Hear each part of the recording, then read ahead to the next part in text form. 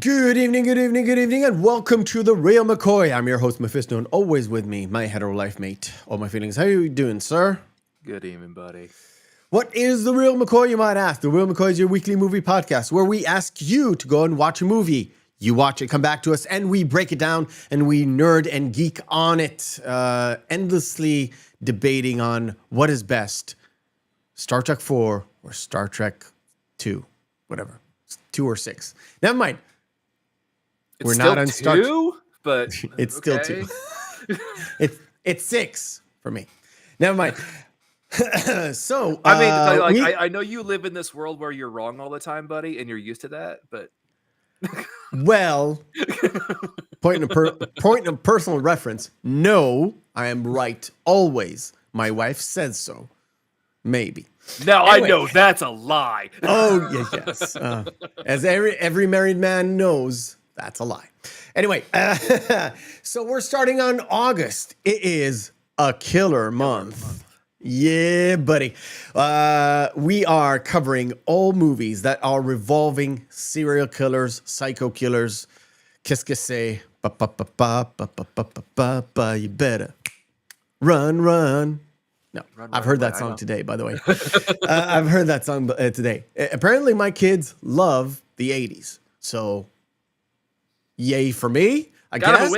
No win. That means whatever is controlled on the radio in the car is always correct. Anyway, if you want to interact with me, you want to interact with the show, you can go to Twitter at Meffistoe and follow me there. And DMs are open to the public. You can go to Instagram. Finally, I'm there. Apparently, after a couple of 2 years and a half that I've kind of thrown by the wayside. You can DM me, no problem. It's cool. I'm very active, daily active. And of course, email the show at thereelmccoypodcast@gmail.com.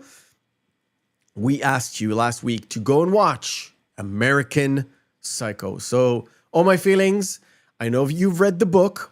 I've purposefully have not read the book. I do own a copy of it, an audiobook copy that I will read next week.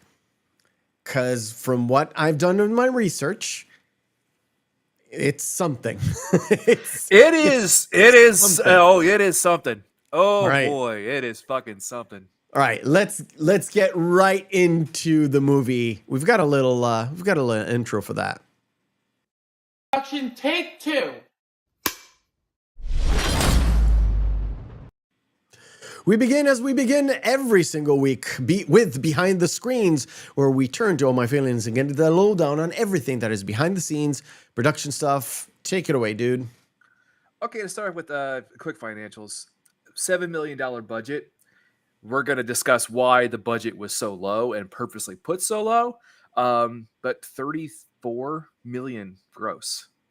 So yes, it did pretty well for itself for a film that is very, very specific. And on the cusp of NC-17, but you will get to that. Yes. Originally, Ellis thought that no one would want to even make American Psycho into a film and thought it was completely unfilmable. Really? It was interest from Johnny Depp. I'm not surprised. Yes. Go on. Johnny Depp and Edward Pressman, who actually bought the rights for the screenplay. He's a producer, Edward Pressman? Yes. Yeah. Okay. Yeah. So at one point in time, Johnny Depp kind of lost interest in the project, but then they actually were going to bring on David Cronenberg. The weird director with all the slasher films. Yes. Okay. And Brad Pitt to direct and star. Fresh out of Fight Club, I guess. Yes. Yeah. Which I thought it actually would have worked. It would have worked very well. Yes. Because it literally, he proved that he could play creepy with California. Yeah. Very much so. Mm-hmm. Okay. But Cronenberg wanted the script cut down to a maximum of 70 pages. Isn't that like an 80-minute movie? 80 to 90-minute tops. Yeah, okay. And he also wanted to remove all of any scene involving a nightclub or them actually at a restaurant eating. Where it's like that's a lot of the pivotal scenes in the movie. What were you going for? Yeah. And also he wanted to remove the vast majority of the violence. So it's like, what exactly were you trying to make? David Cronenberg wanted to remove the violence? Yeah. Okay. Yeah. I'm perplexed. So, I knew he was involved, but I didn't know he wanted to cut down all the stuff. Ellis actually did do a first draft that significantly just deferred from the novel completely. Okay. The ending included a musical number. Bret Easton Ellis wrote this. Isn't there a real life musical? Like they made it into a musical in Broadway or East End or somewhere. There is, I think it's a slasher type kind of like about a psycho killer. Yeah, there is one. But Pressman read it and thought it was completely superfluous and utterly pornographic. The musical or the entire thing? The entire thing, the entire version that Ellis wrote. Okay. Cronenberg actually ended up leaving the project after he brought in a second writer to do another version of the script, but hated that version even more than Ellis's wacky version. Jesus, I didn't have that in my notes, but okay. Yeah. Harron was brought in because she was really interested in the novel itself, and she brought in her writing partner, Guinevere Turner, who is actually in the film. She's the redhead at the close Elizabeth. To the end. Yeah, she's Elizabeth. Yeah. Mm-hmm. So we're about dude, can I stop you for a minute there?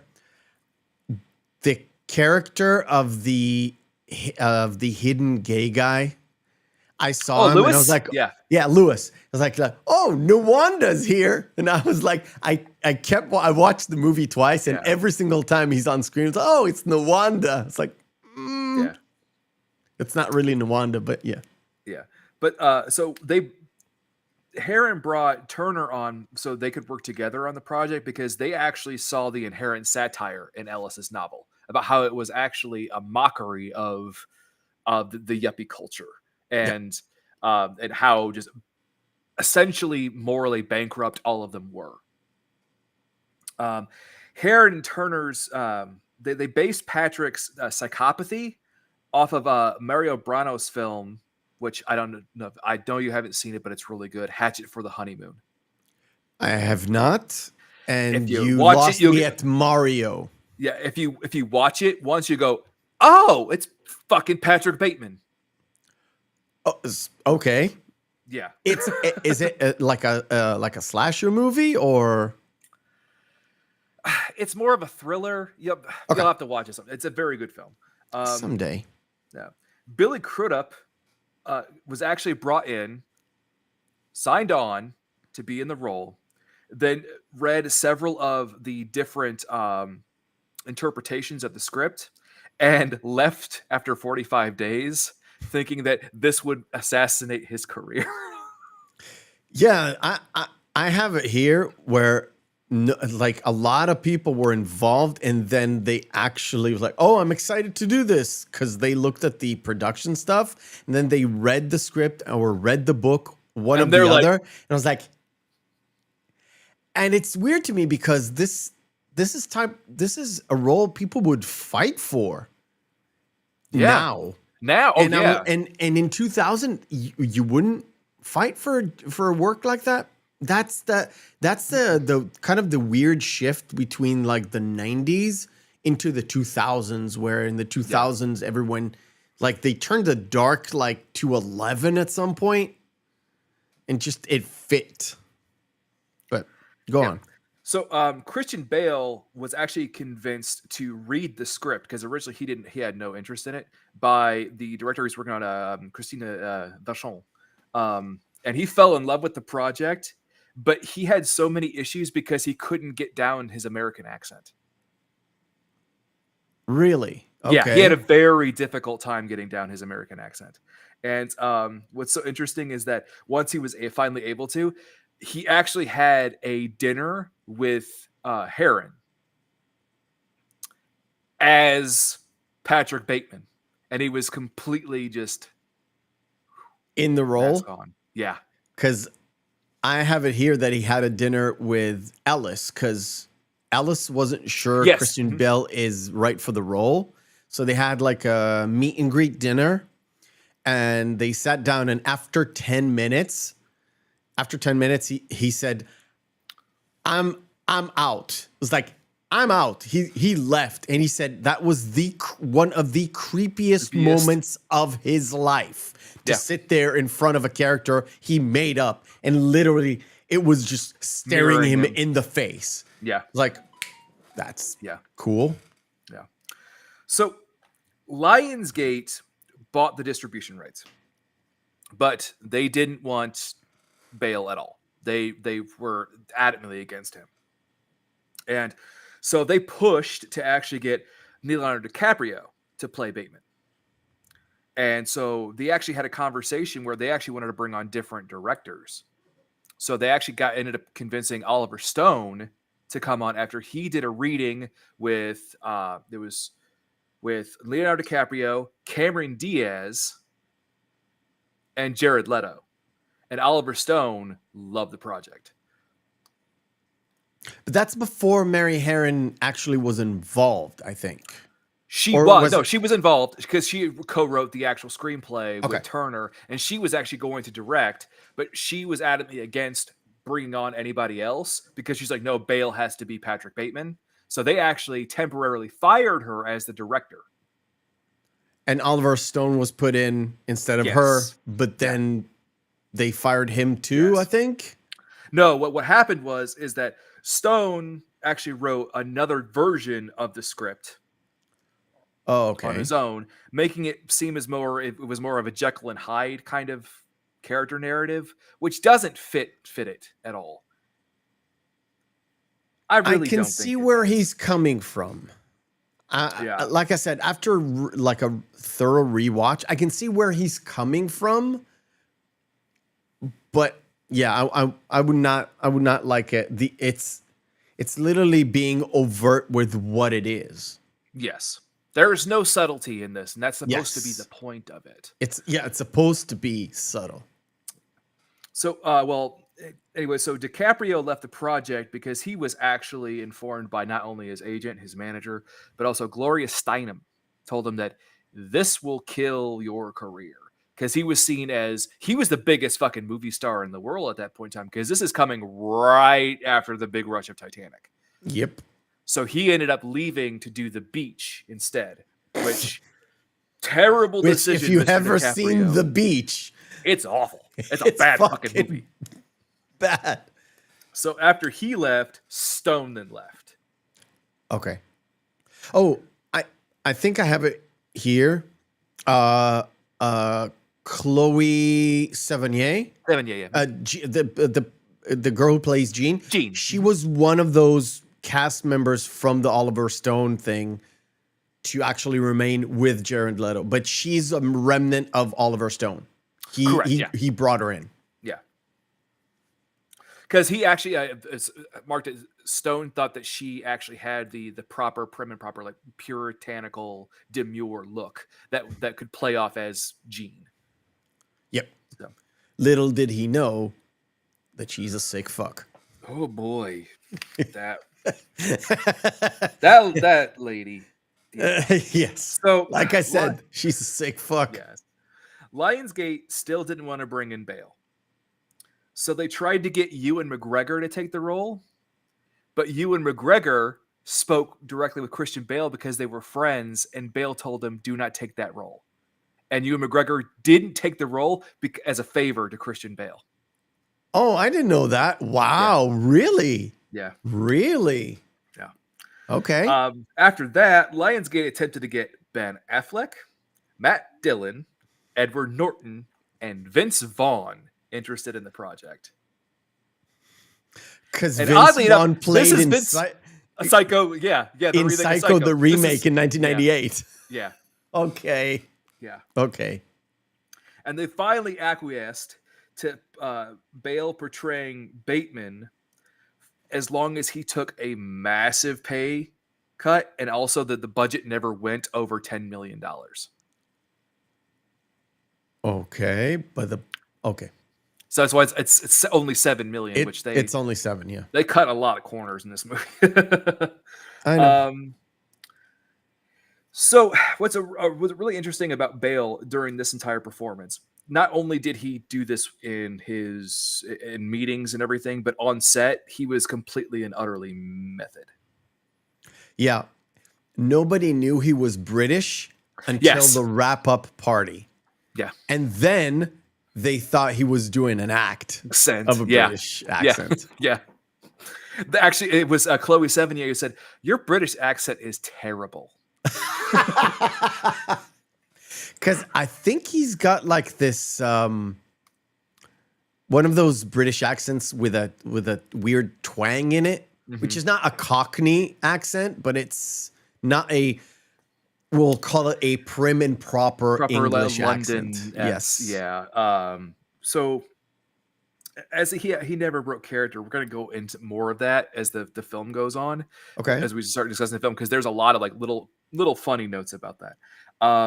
The original score was actually composed by a co-founder of the Velvet Underground. Oh, cool. Yeah. Cool. And the reason why is because he worked with Harron on her first big movie, I Shot Andy Warhol. Okay. Got the connection. Okay. Yeah. Again, okay. So the film originally received an NC-17 rating by the MPAA after it was at Sundance. Where it's first shown. Yes, but tell the good people why exactly. Well, they had to remove 18 seconds of one of the threesome scenes. Yes, because you would think it's about the gore No, it's about the sex. It's about the sex. It went there. So a fun bit is, as a promotion during kind of the media launch for it, you could actually sign up and you would receive emails from Patrick Bateman's therapist. Yeah. Okay. That new thing that they invented, emails. Yeah. Well, that too, and at the time there was also a game. It was like an online gambling game that was for fun. Okay. It's called Making a Killing.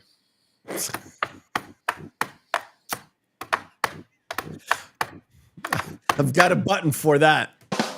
You can't make this shit up. No. Okay. Okay. So the rest of the notes are kind of sprinkled throughout, but I did want to take a moment just to talk about some of the different things that are really kind of crucial that are different between the novel and the film. Yes. We kind of discussed that last week, kind of backstage, and I think that's important because I've got 3 notes that I want to discuss now. Okay, go ahead. You go first. One is a big part of that $7 million budget was actually for securing rights for songs. Yeah. The music budget was music budget was huge compared to the other stuff. A total of $3 million of the entire budget went to music. That's just that, which you would think, oh, that this is a major motion picture. Won't they be able to make a deal? No, it's down to the artist, which leads me to the second thing. When Patrick Bateman kind of discusses Whitney Houston, you were supposed to hear the Whitney Houston song that he's talking about. Whitney Houston actually flat out refused just because of the nature of the movie. It's too violent, it's too gory, it's too much. This is the 2000s. This is before crack was whack, okay? In terms of Whitney. And the last thing that I've got, you know what? I'll probably remember it Okay. as we go on. So Huey Lewis. There was a mix-up. Apparently, Huey Lewis didn't want his song to be on, or didn't give any permission. But that was a mix-up. Actually, Huey Lewis didn't mind it at all that his song is going to be featured because he loves them's monies. That's it. But there was a month and a half where they needed to work around the fact that there's a song like in a very famous scene in the movie. Hey, Paul. Hey, Paul. Yeah. Spencer does that so well. Yeah, that's that. So a lot of how the mannerisms of Patrick Bateman. Mm-hmm. It was actually Bale based it off of some sort of like a lot of just interviews that Tom Cruise did at the time, because he thought he just saw just him wearing a facade, like he's smiling, but he's like just dead inside. Whoa! But that's an insight. What's interesting is the fact that Tom Cruise is in the novel. What? He lives in the same as what? He lives in the same building as Bateman. And they run into each other, and he accidentally calls his film Cocktail Bartender. Oh, okay. I have to return some videotapes. For sure. Bateman is utterly obsessed with his watch in the book. Yes. Oh, we're going into the book differences. Okay. Yes. Brain reset. Okay. Yes. Utterly obsessed with it. It's mentioned, I think, like 26, 27 times that he's specifically talking about the watch, his Rolex. The only bit that you get of that in there is in the first threesome scene when he's laying there and Christy moves her arm over and hits his arm and touches it. He goes, "Not the watch." Oh, yeah. I've got a bit on that. The original line was supposed to be "not the Rolex." Not the Rolex, yeah. Rolex utterly. They hated this. Oh my god, they hated they hated the fact that they were called out so many times in the book, and they adamantly put it like, you cannot use our brand name in the film. Yes, which is like, it's like hindsight is 2020 if you consider the, maybe not the box office impact of this movie, but the cultural impact of this movie. You would think, oh, I want my brand to be like attached to this significant like film, right? Guess not. Yeah. So the big difference is really the body count too is much higher in the book. Okay. I think the total count is like, I think it's 50 or 51 in total. In the movie, I think it's around 20. It's 26 or so.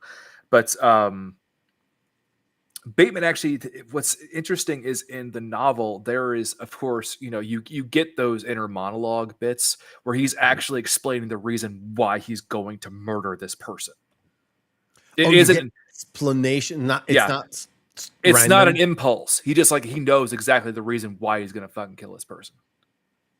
Okay. Violence is turned way the fuck up in the book. Yes. Including, it is outrageously graphic. Like I said, from the research I've done, it's detailed descriptions of the murders. Yes. The one that's a very, very big difference was how he mentions that when he's having the conversation with his attorney at the end in the film, where he mentions that he killed his ex, Bethany, with a nail gun. Yeah. No, he smashed her face in. He bit off her fingers in the book. I think really he mentioned something at the conversation with the lawyer that was not on screen, but it's sort of derived from the book. One of the sort of, we'll call it a Hannibal Lecter moment, where I'm not sure. You can tell me where he. He mentions that eats. He mentions it in the conversation with the lawyer, but you don't see it on screen. And in the book, it's actually a scene that is described to detail. That's what I know. It's not only that. You mentioned the nail gun. Mm-hmm. The nail gun comes out during when Jean comes in. Yeah. Now, correct me if I'm wrong. It wasn't supposed to be Jean. It was supposed to be somebody else. And they switch roles or something like that. Yes. Yeah. Was supposed to be a hooker or a date or something. It wasn't supposed to be Jean. Let's just say that. It wasn't supposed to be Jean, no. Okay. And there is actually one scene that is really kind of disturbing. That it depends on which version of the novel that you read, because there is a definitive actual version of the novel that has some extra bits in it. He murders a little boy, like minor little boy, or 14-year-old boy, like a child. Oof. Okay. And he actually expresses regret for that. That's the only time he actually expresses any regret about anything that he's done in the book. Okay. Yeah, it's really messed up. Yeah, that's messed up. That's messed up. Bateman puts on this air of being accepting, except for obviously his character is inherently homophobic, and that's shown in the film. It is way more overt in the novel. It is really F-bombs and that sort of stuff. Yeah, okay. Yeah. I was gonna say the music bits are almost entire chapters. Whoa. Yeah. Like descriptive of the song and whoa, really? You'll see when you do. No, I'm gonna listen. I'm listen to it. You'll be like, he's still going on about Phil fucking Collins right now. Are you serious? The only thing that it's written down for me is literally it says a 3-page description of Bateman's apartment, and I was like, yeah. Really? Yeah. Okay. So some of the other bits we'll discuss as we go on, but All right. Before we go down into the deep morass, because this film is deep morass, we're gonna have some fun. Okay, let's do our first game of the night. It's called Missing Marquee.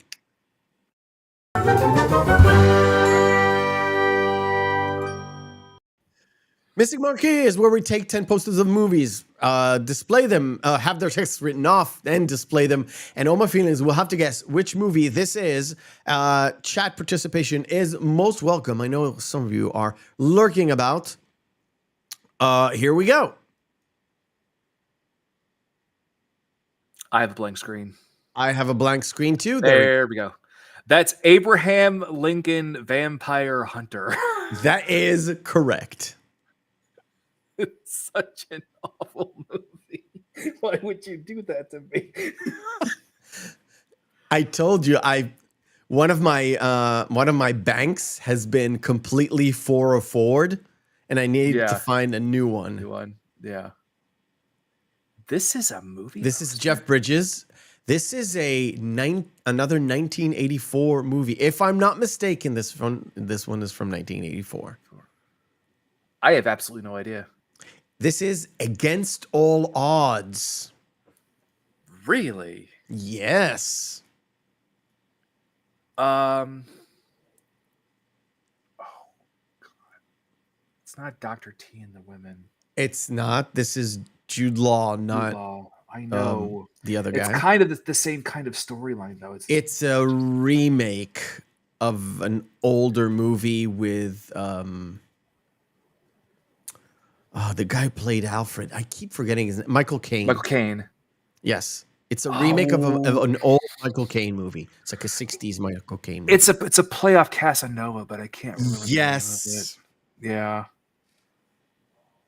It's a name too. Alfie. It's a name. Alfie. Paul, thank you. Alfie. Alfie. Yeah. Thank you. Here we go. Next. It's just Barbershop, right? That's Barbershop, not Barbershop 2. It's From Dusk Till Dawn. From Dusk Till Dawn. Fury.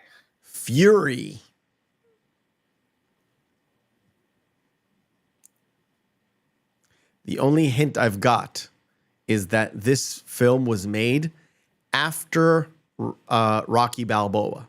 Yeah. Okay? Has nothing to do with Rocky Balboa. Yeah, I know. It's just like it's like seeing the main character of Raging Bull. Very dumb. Paul, it's not Rocky Balboa. No.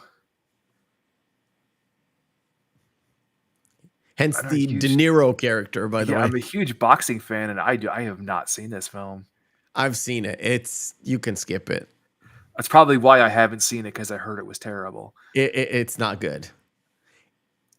Paul doesn't even know it. It's called Grudge Match. Wow. This is Snowpiercer? Snowpiercer, correct. The A-Team. The new A-Team, but yes. Is that just The Abyss? The Abyss is correct. That was the last one. Sweet. Wow, a poster for Against All Odds. That's a weird take on that, but yep. All right. Yep. And I'm gonna have to see Grudge Match just because I love boxing so much. I'm gonna have to watch it, and I'm gonna hate myself while I watch it. Oh, you're gonna really hate yourself. I'm just gonna check. Yep. Against All Odds, 1984 was correct. Yeah. I was correct. I'm gonna have to see. I'm gonna have to watch Alfie again sometime too, because I have not seen that in a very. I didn't like the new Alfie. The old Alfie I've seen a while back. Oh, and what was that? Literally, my wife had a VHS tape with Alfie and the Italian Job. Oh, the original. They're both Michael Caine movies. Yeah, which the original Italian Job's fantastic. The remake, it's really good. It's really, really good. Alfie, it's not my kind of movie. Plus, Michael Caine used to really love playing the real like Cockney asshole.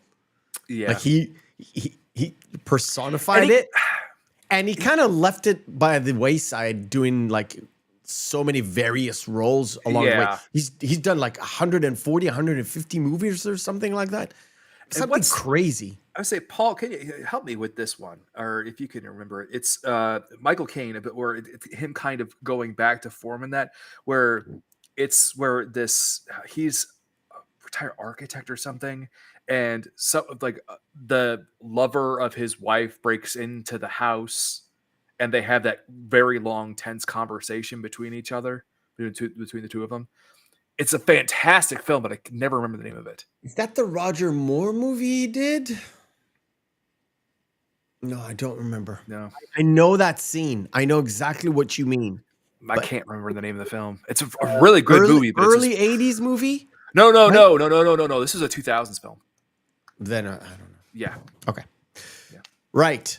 I'm going to flash a picture of one of the most famous of the movie, I guess.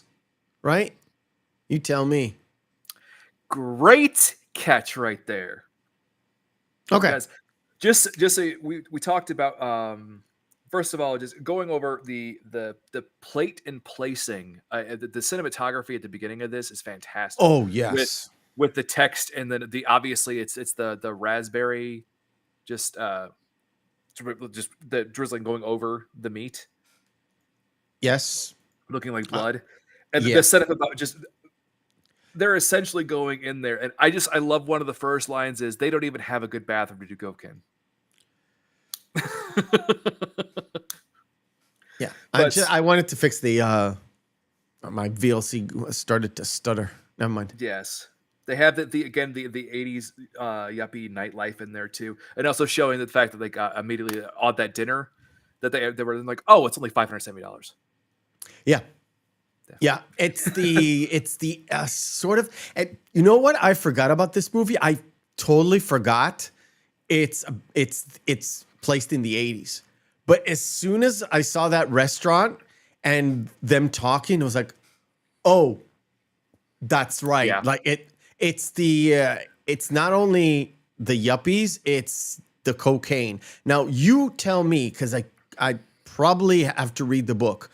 Is the cocaine more of an issue in the book rather than the film? Right? Am I not mistaken? Yeah.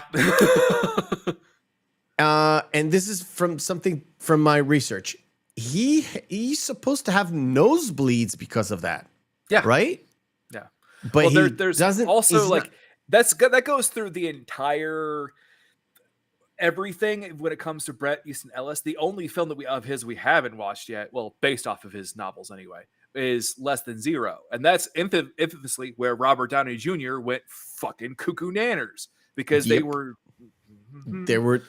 not snorting I don't know fairy dust. They were snorting the actual dust, or in some cases, as Bill Sage, the character. American Psycho says, this is mostly sweetener. I wanted to get high and I sprinkle it on my oatmeal. But the other thing that's a great Jason Theroux line, by the way. Great. Yeah. And I want to say it wasn't fairy dust. It was actually angel dust. Yes. Like, but so just before we get to that mask scene, what's really important too is they show the first kind of break there, where it shows just the dichotomy that's inherent in Patrick Bateman before he even says his whole the masks he talks about, where he's talking to the I know exactly the bartender, what you mean. Where it's just like, I'm gonna stab you. I'm gonna stab you, and she turns around. I was like, repeatedly. Okay, yeah. And it's the first time that one of these little outbursts gets ignored. So and to me, it's like it's showing you, it's sort of like giving you a taste right off the bat. And if you never watched the movie at all, it's like, oh, that's kind of a weird, and then from there on in, it just ramps up the violence and everything. Yeah. So then we have the mask and his whole routine. What's interesting is that as Christian Bale would actually do that routine every single morning. Like for real? Yeah, for real. to stay in character. Fuck me. What's All also I've got great in my is- notes is the fact that when he did the shower scene, Mary Harron called all the female crew, and they just stood there and watched him. And I was Yeah. like, "You go, girls." That's whatever. What's great is the fact that the peeling Yeah. scene, one take. Wow. Yeah, that's what's nuts. It's like you would think that they would have to do that multiple times, but no, they did Until it you one get take. that full on Yeah. one shot. Wow, that's a one take. That's insane. And what's Okay. great is his declaration there where the final line there that perfectly encapsulated him. You may think that like, I am just simply not there. And to me, that more than the club scene kind of gives you almost everything you need to know about Patrick Bateman as a character. It from that point on, it doesn't really change. No matter what he does, there's nobody there. Yeah. Yeah. Which makes every single decision that is happening on the screen. It's like, yeah, if he's not there, he can do that. Because there's no morals, no conscience, no inhibitions. Mm-hmm. It's just do. Yeah. And we have then the first scene with Jean where he just openly tells her, "Don't wear that outfit again." Yes. And to me, this kind of sets you up to, knowing what we know now about serial killers, that's something a serial killer would say to somebody and not be overly suspicious about what he's doing, but maybe just a bit obnoxious or an asshole. What's also interesting too is in the novel, he actually has a line where he says, "Jean, I know she's in love with me. I could see marrying her someday." Oh, because in the movie, he's like at the point where he's asking her out for a date. It seems so casual, but there's nobody there. He doesn't really care. Maybe he's just thinking about her blonde hair, or he just realized, yeah, I can literally kill her. I could get away with anything. That's what it is. And the fact like how he fakes the call and I love the fact that Jean calls him out like, "You didn't give them a name. They know me there." And she's like, when she's in his house, in his apartment, he's like, I knew that you wouldn't be able to get a place there. It's like at Dorsia, she knows what's going on. He can't. Well, he can't because she's tried to get him tables there before, and she knows that he can't. So, what's interesting too is right after that we have again the relationship between Evelyn and Bateman when he's listening to it was I just forgot I don't his remember name. To me, it's a Simply Irresistible song. That's what he's listening to. But what's great about this is when she goes, "Why don't you just go ahead and just quit because you hate it?" So telling about his character goes, "Because I want to fit in." Yes, and to me, it's because he's such a blank. He's not there. It's like nobody knows him. He is so out front, looks weak, but tries to feel strong, and that's a telltale sign for everything that happens. Mm-hmm. Right? That small little conversation with her is like, but if you don't pick up on it, if you don't even think about it, that's like a weird line to say. But on the face of it, it's like, yeah, I want to fit in. It's like, I don't want to stab on anybody's toes. It could be deferred into two different things. But knowing what we know, especially when he's talking like this to Jean, he's having those thoughts. And it's the weird thing where he sits around in a suit and a tie and a fucking Walkman headphones on. That is the weirdest thing. And she doesn't say shit. Well, she's talking to him the entire time about setting up the wedding. and she knows that he's not listening. I mean, it's clearly evident. But what's great is right after that, they have just the spiel of all of the affairs that are going on, where he's certain that it was that's that Timothy Bryce is sleeping with Evelyn, Yes. his fiance, and because he's like, I'm actually having an affair with Lewis's wife, with Courtney, Yeah. because Lewis is clearly gay as the day is long. Yep. But it seems like he doesn't say it, and then I don't know how they set it up in the movie where he is discovering that he's gay, but I think he kind of suspected it from the start. I don't know. Didn't he not suspect it from the start? He doesn't say anything about it. What, that Lewis is gay? That Lewis is gay. It seemed pretty maybe because we've seen the movie many times. It seemed apparent, but also in his mannerisms and behavior, but also you can see his utter disgust when that scene when we get to it. But that we have just there from there we have the post ATM murder, and then the conversation with that he has, the screaming match with the dry cleaner. Yes, where his one friend walks in, is like, "What's that? Cran apple juice." Yeah, it's like it's cranberries. It's just cranberries. It's just ketchup. And she, why would she know how to talk Chinese?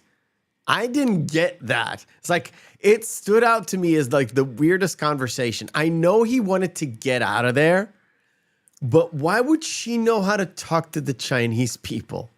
I don't know. I think it was just supposed to be a setup for just a small scene. It also just shows also his and just the way that he can snap, that he can just turn on someone especially when he's agitated. And for the longest time, and again, watching this critically, for the very first time I watched this very critically, one thing that was in my mind throughout the movie, watching it and then watching it again, it's like, his lies are so bad, so bad, and nobody catches him. And then realizing, yeah, his lies are so bad because everything is from a non-reliable narrative, non-reliable narrator. Narrator. It's like, of course. And this is why when we get to the end, and talking about whether it's real or not is really important. It's the same thing that was really important when we talked about Fight Club. When you have such an unreliable narrator, it's impossible to take anything seriously. So we do have just that setup where they have his affair with Samantha Courtney. Mathis's character, and then we have the more to me the more important part of it is at that boardroom meeting. There's a couple of things. First of all, it sets up Paul Allen. And he's Lewis like a and mirror image of him. Yeah. Right? He's a mirror image of him. They have the same glasses. And they're wearing kind of the same suit. What's great too is the fact that multiple people are convinced that he is someone else, because they are so similar in the way that they have the same kind of haircut, the same kind of glasses, the same kind of demeanor. They're all dressed in suits the entire time, and they're all dressed to the nines impeccably, all nonstop. The time. Yep. So when they become a clone, a copy of a copy of a copy, it's hard to tell what the original is. Especially when they come up with these stupid, and to me it was the most stupid thing in the world. I get what they were going for. It's those goddamn business cards. Especially in the 80s, where it's like, and you know this from Japanese culture, they're still doing it. And we talked about this, right? We talked about this when we did Lost in Translation. They're still having those business cards. That's like their hello, right? And what's also really... Yeah, go ahead. What was also really great about this scene is that Harron referred to Bale as my machine actor. Do you know why? Why? You notice how in certain scenes where he's supposed to look tense, he'll begin to start sweating? Apparently, Bale can just do that. Wow. Okay. Next up, The Machinist. Yeah. I would like to review that movie at some point in time, but that movie is really dark. It's dark as fuck. So they have that little conversation, and then kind of, okay, we've got like 20 minutes of lulling you to sleep. You notice things are awful. Let's ramp up the shit. Let's just kill a motherfucker in the streets. Yeah. Like, not only does he, I'll call it he rope-a-dopes this guy verbally. Mm-hmm. It's like, why don't you get a job? I need some help. I'll help you. Why don't you go to work? It's like, that's not helping, but okay. And then he stabs the guy and he fucking kills the dog. Yeah. God damn. And that's what's so interesting, because that's juxtaposed in the next scene where he literally says the line, and this is in the book: "I have all the characteristics of a human being." It like I said, it kind of fits with not only what we know about Patrick Bateman, it's what we know of serial killers. Yeah. We'll go back to Camper on this. I can't believe they fucking they canceled Mindhunter. Yeah. I didn't. Fuck, They were man. going to. Yeah. So we have the Christmas dinner scene, which is really not that important, but it does set up with how he does end up getting dinner with Paul Allen. Yeah.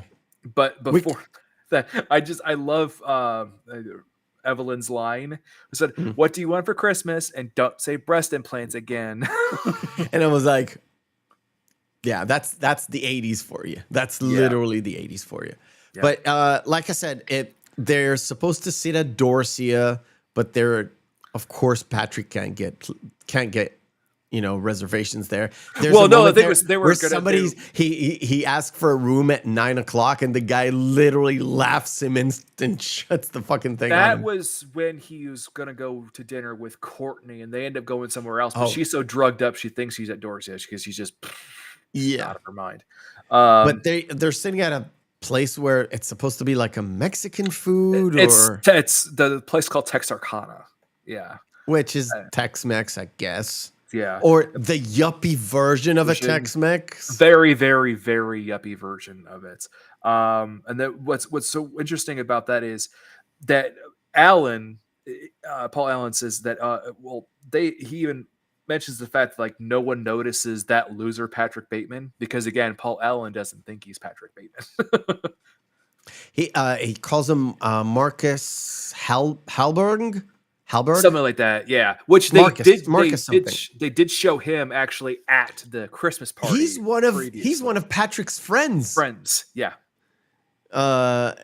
He's one of the 4 friends that is sitting with them. It's like him, Nawanda, Justin Theroux, and that guy, and the Marcus guy. Mm-hmm. Literally them. And of course, the whole discussion about Huey Lewis, which made me laugh. This, by the way, that scene right there, you got the most iconic. I couldn't get. You can't really get that, but yeah, I got it. What's hilarious is that was just an improv by Bale. Really? To begin with, that was just an improvisation by Bale, and Ellis hated it. Wait, he hated what? The going off script or the dance? The little dance, the little moonwalk shimmy backwards. But then he goes, no, after I saw it a couple of times, I actually grew to love it. It's so, I want to say out of character. It's not out of character. It's so disjointed, we'll call it. Disjointed from what is actually happening. Like, the conversation. Paul, get a seat in. Get Dorsia now, you stupid bastard. And again, to me, and it comes along with the lies, but again, it's the unreliable narrator. He chops him up, and then before he kind of wraps up the entire body, he takes off the fucking coat. It's like, you'll drip blood onto your suit. Yeah. And it will make people know it's you. Plus, when he goes to his apartment, he doesn't have gloves. Did you notice? Yeah. I remembered him having gloves because he has those gloves when he tries to kill Lewis. He touches all over that apartment with no gloves. Like, yeah. What's great too is, just as a quick aside, the fact that like he's dragging the body, clearly leaving a giant blood trail behind him. Yes, but there's no blood trail. Yeah. When he puts the bag in the trunk of the cab, Lewis walks by and is like, oh, hi. This is my very good friend Patrick Bateman, and he says, oh my God, where'd you get that bag? and to me, it's hiding the fact that they're so invested in material things. Yes. They're so invested in how much this costs and how much that costs. And, ooh, how'd you get this? And, oh, how'd you get that? It's like the excess of the 80s comes off so palpable. Mm-hmm. And if you didn't know it was the 80s, it just puts you there. By the way, this movie was shot in Toronto, Canada. And you know it's not New York when you see the fucking skyline. Yeah. I've never been to New York. I will be there this coming April. I've seen so many movies with New York as the skyline. You can tell it's not New York, but it is what it is. What hey, it's cheap. Yeah. It's just as good, Canada. Yeah.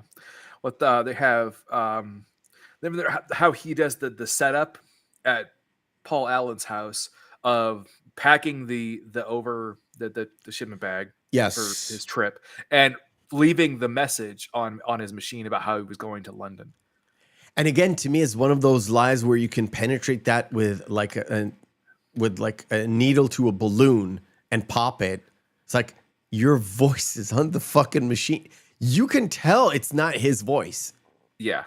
So it was like a poor imitation. And also the fact that even back then, they would have records on who would be on a flight because they would not be paying in cash to begin with. They would be paying with a credit card.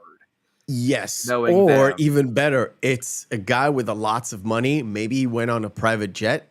There's always private jet logs. Yeah, there would be. I mean, there would be air traffic control logs for that kind of shit. So yes. Yeah. And of course, because Paul Allen has been missing, you've got the detective. Kimball. Now, please tell me the differences between the detective in the book and William Dafoe's character. So first and foremost, Kimball's much younger. In the book? Yes. Kimball's actually supposed to be 26. He's actually supposed to be 1 year younger than Patrick Bateman. Yeah, so they're technically the same age. Yes. Oh, wow. Okay. Yeah. And the thing is too, he's a detective, but he's actually really just a private detective. He's not actually a cop. Yeah. I got that from the movie. They did portray that in the movie as well, where they never really show him as a cop. But what's so great about this scene is in the way that they shot this interview, the second interview and the final interview where they have lunch together, is they did it each one with 3 separate takes, right? Yes, I have that on my notes. Please tell us why exactly did they do that? So they did that. So one was essentially where Kimball knew Patrick killed Paul. One, Kimball suspected that Patrick killed Paul. And the third, he had absolutely no idea. And what they did is they spliced them together in order to get the scenes the way that they're set up. The reason why they did that was not only to confuse the audience, but further express the fact that Patrick Bateman is an unreliable narrator because it's always through his perspective that you're having these conversations. So is he just projecting the fact that he believes that Kimball knows that he's the killer? Or he thinks he knows, but he doesn't really know. No? Yeah. When I saw it before I went to the research, and I was like, and again, seen the movie about 10 years. The last time I've seen this movie is about 10 years ago. So I went into this.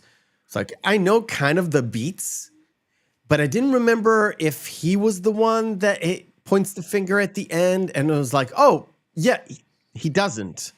No, he says, like, how could you, like, who would kill one of their friends for no reason whatsoever? Yeah, and then reading, oh, that really fits because I was fucking confused. Yeah.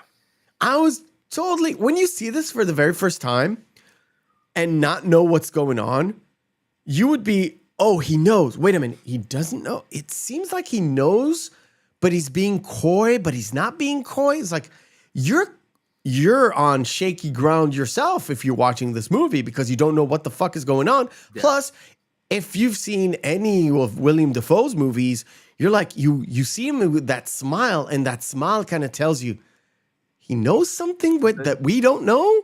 Yeah. But it's not William Dafoe. It's this Kimball guy. Mm-hmm. What's good? Mary Harron did a fantastic job with that.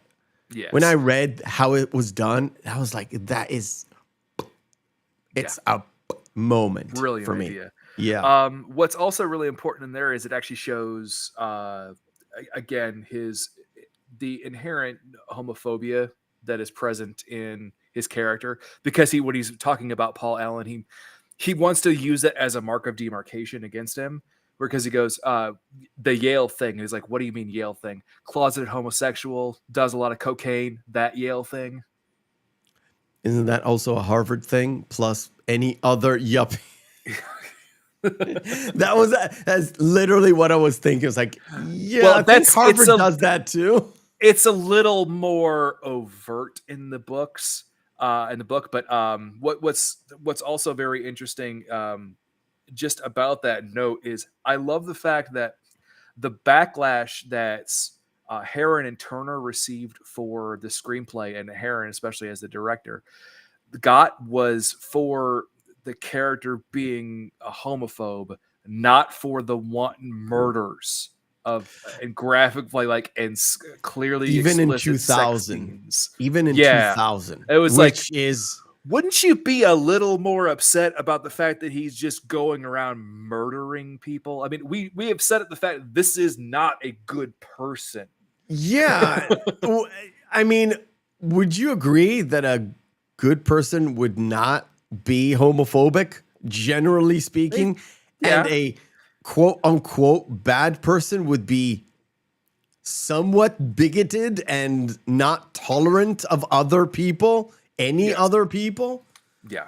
I mean, I want to. I always found it interesting when I was reading. I want to show you a picture because it was like, made no sense to me. Like, what? You're really just comparing apples to oranges here. I mean, if we're talking about the LGBT community, I just found this today and it just made me laugh because it's actually true. It's liberty, guns, beer, and titties. Jesus. Just saying. Some days, Meth, I just don't know about you. Hey. It's all good. It's all fun. What it really cut to next is what I found. Everybody, relax. It's just a joke. It's a joke. What I found really great was that Bateman is sitting there doing crunches while he's watching the end of the Texas Chainsaw Massacre. Yeah, and this kind of leads to the threesome thing where it ends with the Texas Chainsaw Massacre. Kind of. It's not shot for shot, but we covered the Texas Chainsaw Massacre. But the fact that it's not over his head, it's in front. But there is a moment where he gets to the stairs and he yells, and it's above his head. It was like, okay. Where is it going? And then What's so funny about that scene too? Just we were going to get to it, but I almost mentioned it. No, you go ahead. Is that Christian Bale would stand around in between takes of Naked. doing that? No, just with the cock sock on and tennis shoes, just hanging out. We ready? The dude is committed, not to an asylum because they're all closed off, but he is committed to that role. Yes. But yeah, it starts off with him casually picking a girl.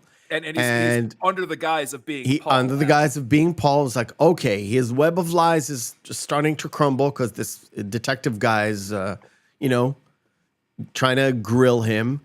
Yeah. So the reaction is, let's invent an alibi. Let's do something. And it's like, it kind of get to the mindset of, yeah, I'm a terrible liar, or you can see the terrible lies because they're so thinly veiled, right? So I'm gonna make up this story. So he has we know he has access to the apartment because we've seen him there doing all the. What's funny is the fact that they don't go to Paul Allen's first; they go to his place. Yeah, because if you notice that Christie, the next time they go to Paul Allen's, this place is nicer than your other place, and he even marks about it. It's like I know. That like when he goes to Paul Allen's the first time, it's like, I know his place is nicer than mine, and I know it's more expensive. Yes, and that just got him too. It's like, and to me, it's so weird because Patrick Bateman is supposed to be like the son of one of the owners of Pierce and Pierce, or they said it, but it was so like. They said it in one line. It was right at the start, and then it was never called again. And I was waiting for that to be recalled. Never recalled again. And when they do the little cards, if you noticed it, I noticed it, they're all vice presidents. Yeah. All of them. It's like, but Patrick doesn't do anything. He's not doing anything.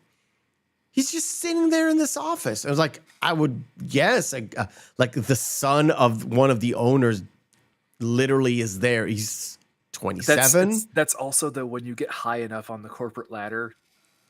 Yeah, don't do anything. You don't really do anything. Yeah.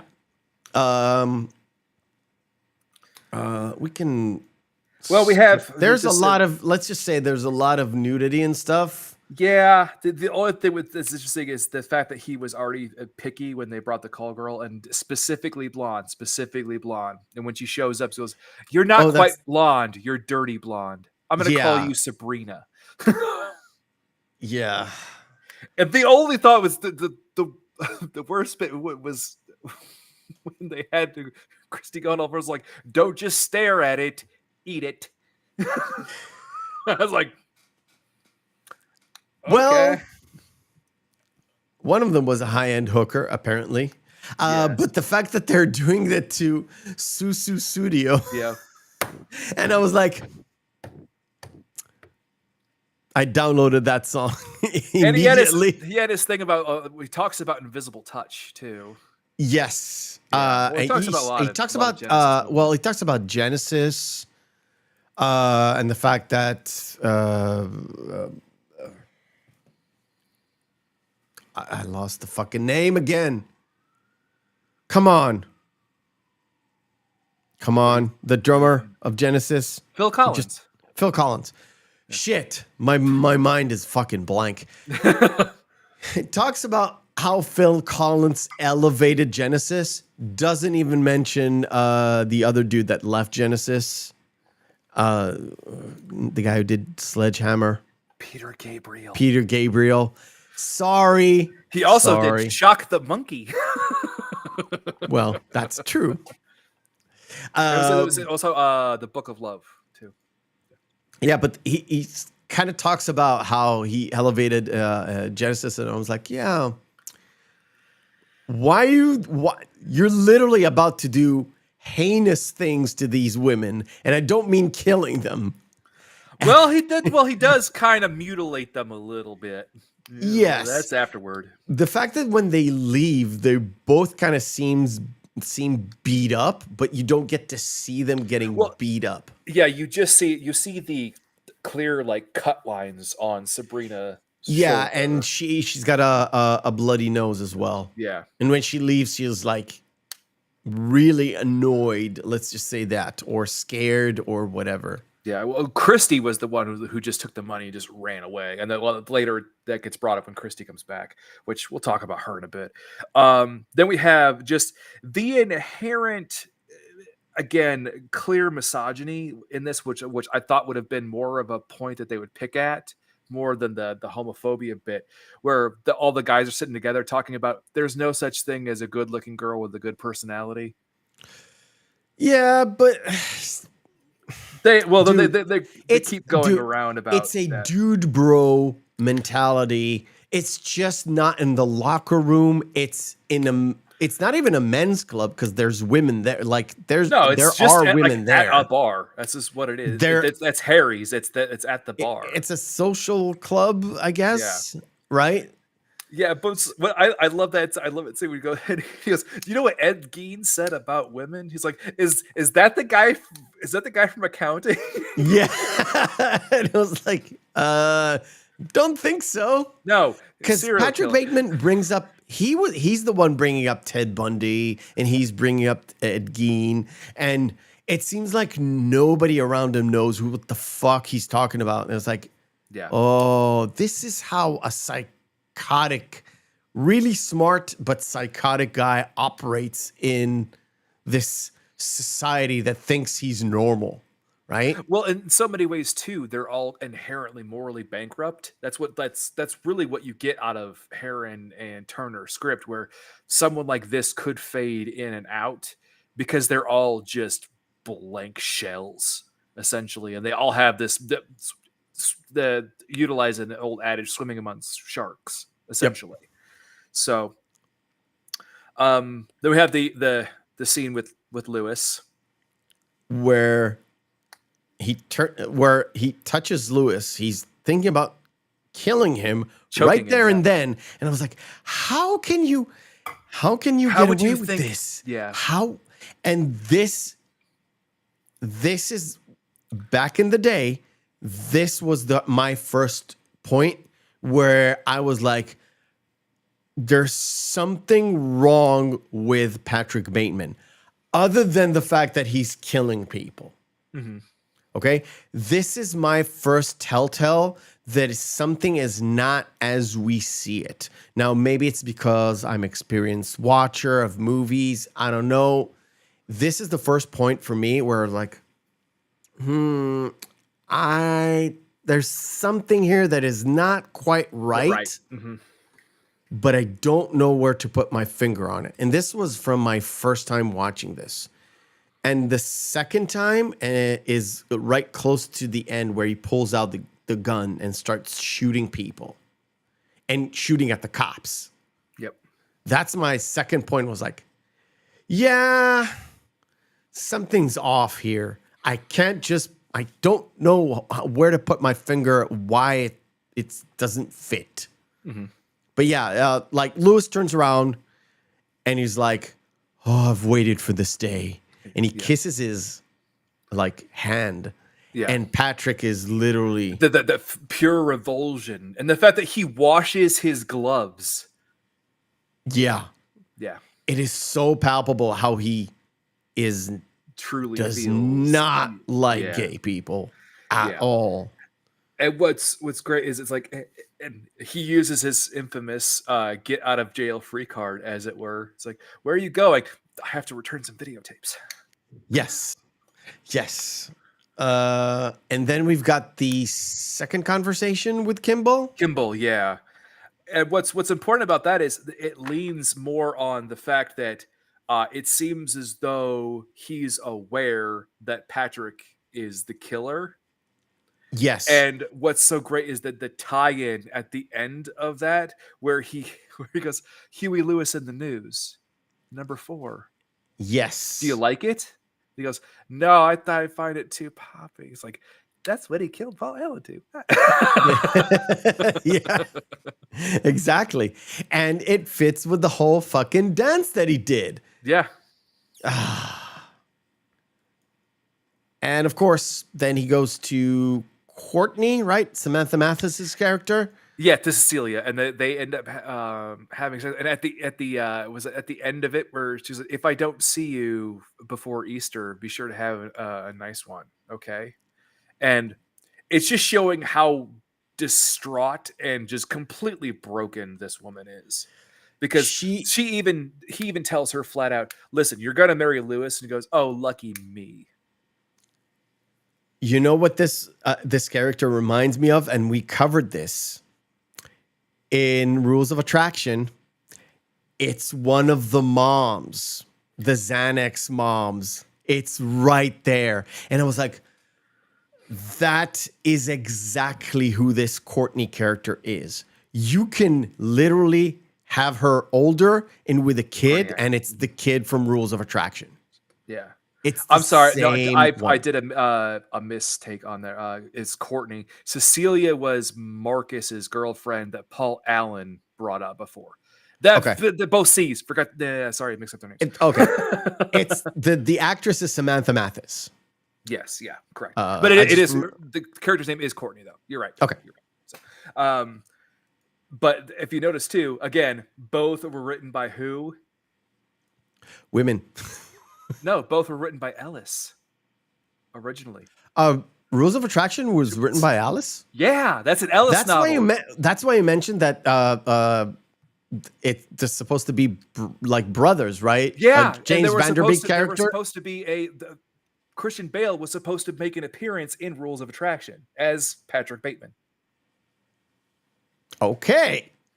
Yeah. I just want to mention the fact that they're going to the club and he literally confesses that he kills people to this girl. Okay.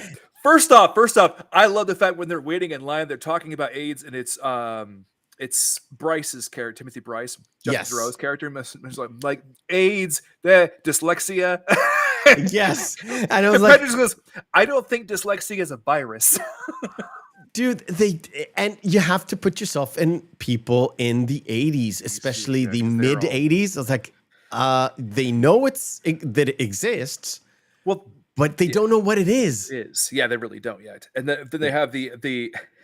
I just love that when they're actually doing that. We talked about the Coke scene, but we didn't talk about the guy next door. Would you keep it down? I'm trying to do drugs here. Yeah.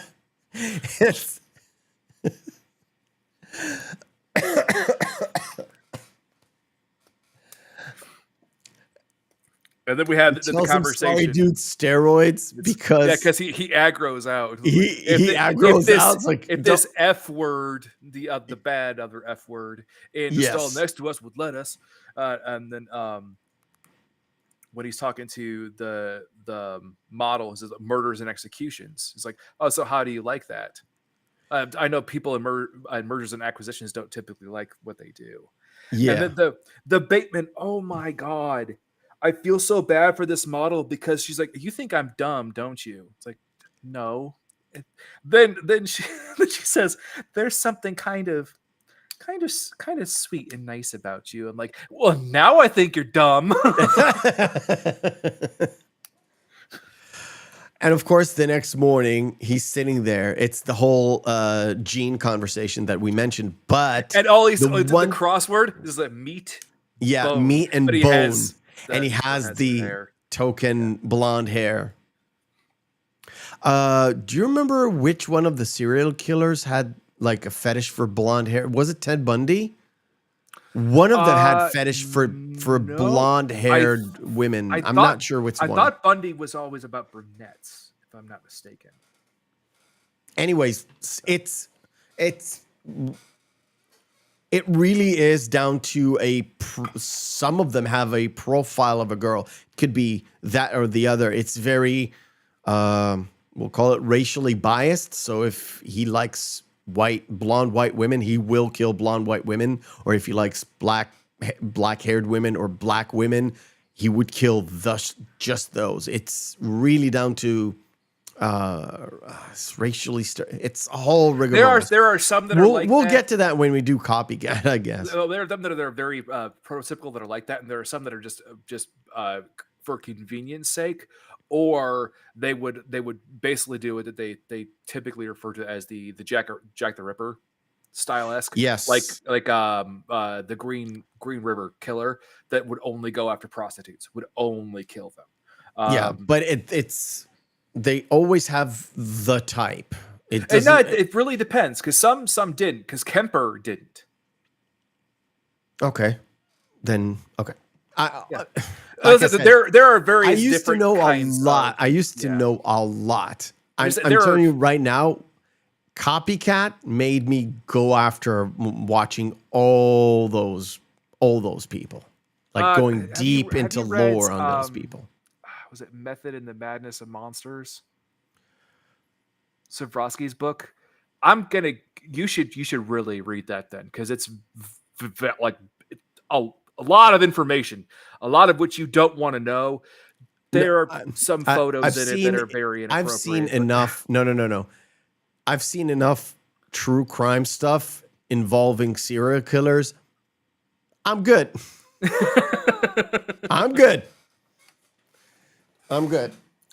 So we talked about Gene and again, Dorcia. Did you get the name? Didn't get that. I just want to mention, besides the whole going for the nail gun thing, which is like, I think you said it, or I think I wrote it down. It's something of a homage to the actual killing with the nail gun in the book, but they didn't want to have that scene because they didn't want to. Yeah, so they ended up actually tossing that as an aside to how he killed Bethany when he makes his kind of confession to the lawyer at the end of the film.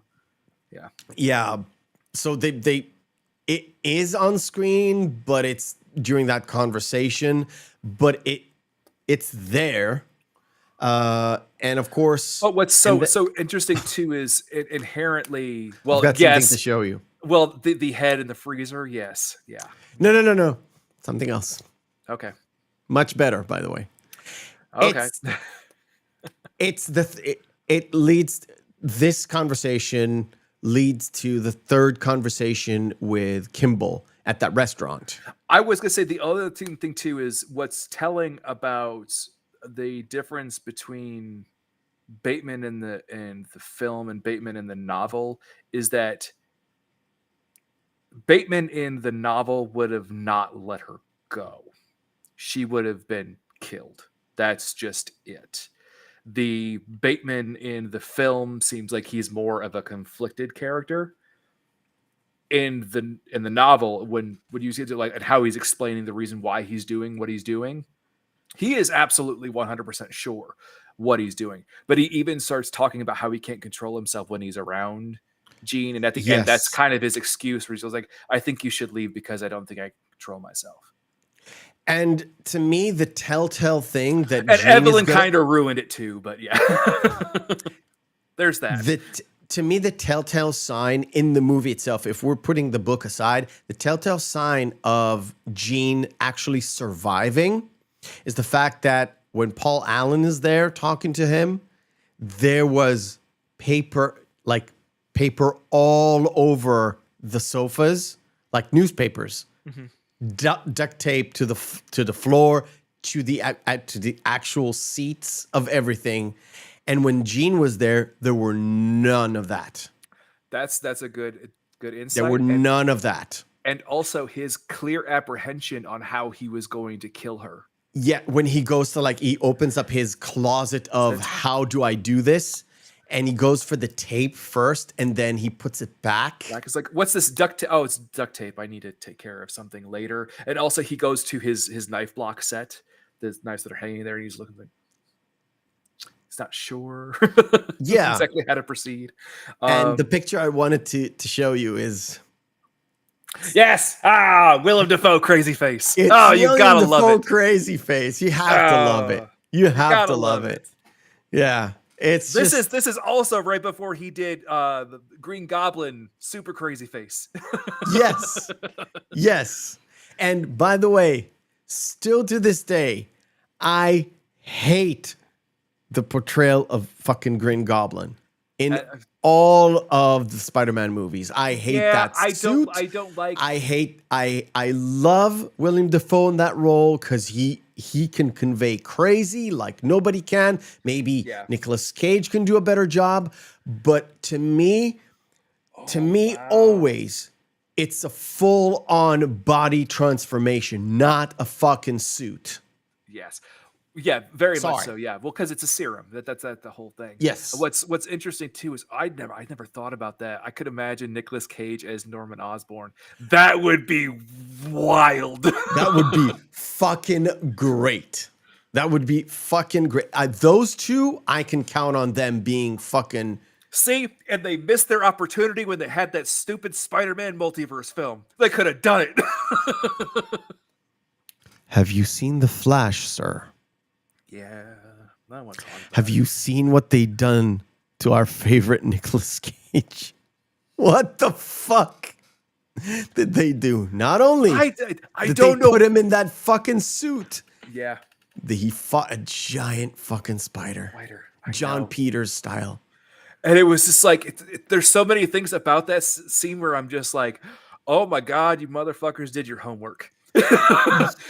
And the other part of me is like, why did you include this? It's in the wrong place. Meaning it's in the wrong fucking movie. Very, very much so, yeah.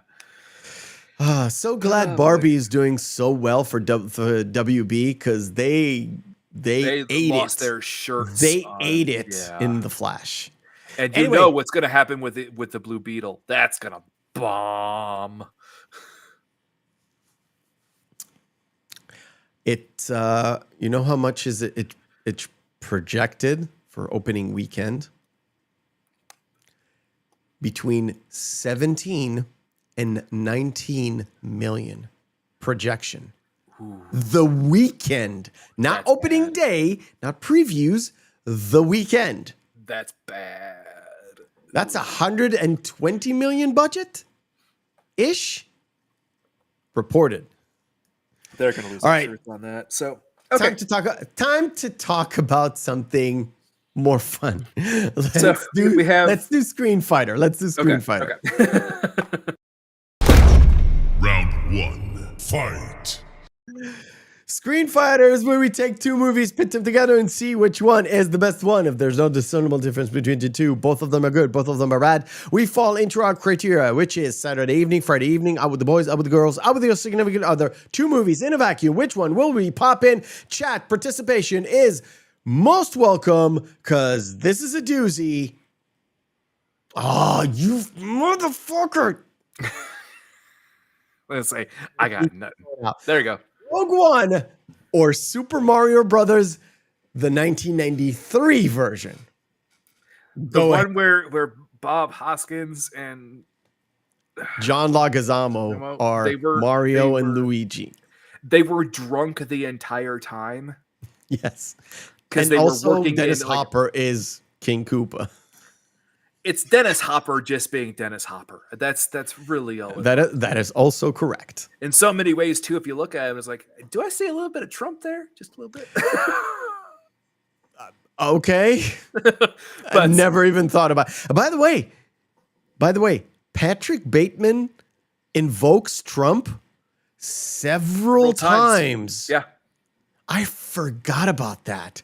But yeah, in the 80s, he was Trump king was shit. Fucking king of New York. He was king shit.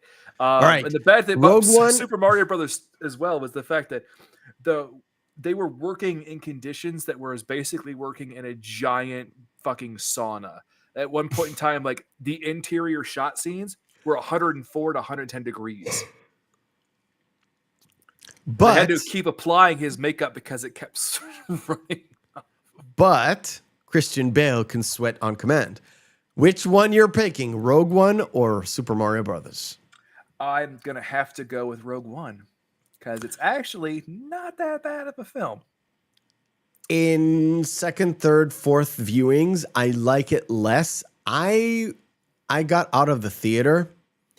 I was charged, dude. And I know why. Because that last scene with Vader sends you out of the theater fucking, yeah. Yeah, you're ready to go. The movie ain't that good. It's not, it's not as bad it's as not the that- other ones. It's not that bad. It's not as bad as the other ones, but it's not good. Yeah. All right. The Cell or Howl's Moving Castle. Castle. Definitely gonna have to go with Miyazaki's best film, Fight Me. There's no argument. Let's go. Bicentennial Man or The Hunger Games, the original Hunger Games. Oh my god. These films are both terrible. Talk to me, Goose. I've recently seen The Hunger Games. Again, I'm gonna have not to, by choice. I'm gonna have to go with Bicentennial Man just because it is Robin Williams, even though it is probably one of his worst roles. And also just because of the fact I will never forgive the Hunger Games for going, hey, Battle Royale. Let's just do that. Oh, yeah. Oh, yeah. Like I said, recently seen The Hunger Games. You know what the best part of Hunger Games? It's Stanley Tucci in a wig. That's the best thing in that movie. That's it. That's it. And to think Wes Bentley was in this movie after we've covered American Beauty last week, I was like, oh my God, you really wanted the money. Yeah. It's Bicentennial Man. I hate it less than most people. I am aware that it's not the best movie. And there's a nod to Asimov's short story. But other than a few points of reference, Bicentennial Man is not Bicentennial Man by Isaac Asimov. Yeah. It is it's just like iRobot. There's a tangential kind of story. Correct. Mainly the title, and that's about it. Yeah. I love the Asimov's short story. It's very short, by the way. It's like, I don't know, 20 pages or something. Hero or Orange County. Oh, God. I dislike both of these movies just So right do off the I. bat. So do I. Hero would have been good if they just would have stuck to the structure of one narrative. But why do Hong Kong action films have to go, so we're going to retell the story from this person's perspective, only we're going to make it 3 times as long for no discernible reason whatsoever. Yeah, isn't the movie like 2.5, 2:45, something like that? It's extremely long. Yeah. I'm going to pick Hero as well. And Paul picks Hero too. Just for Jet Li, otherwise. Oh, okay. Falling Down or Dirty Dancing? Sometimes people just have a bad day. You mean defense? You're Falling Down, right? Yeah, of course. I love that movie. That's one movie that too. we've never actually reviewed yet. September has 2 open slots. I would love to see that, actually. Right. The Day the Earth Stood Still, the remake. That is the remake. Or Man on Fire.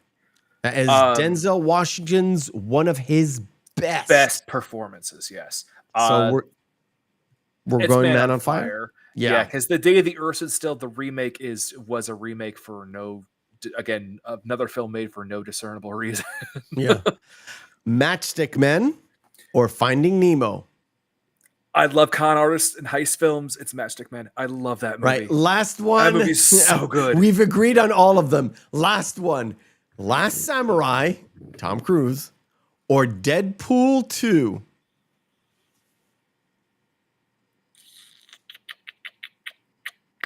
You know which one I'm going to pick because I abhor the other one for...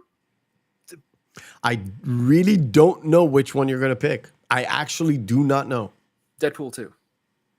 Really? I thought you would pick Last Samurai because you didn't really like Deadpool 2.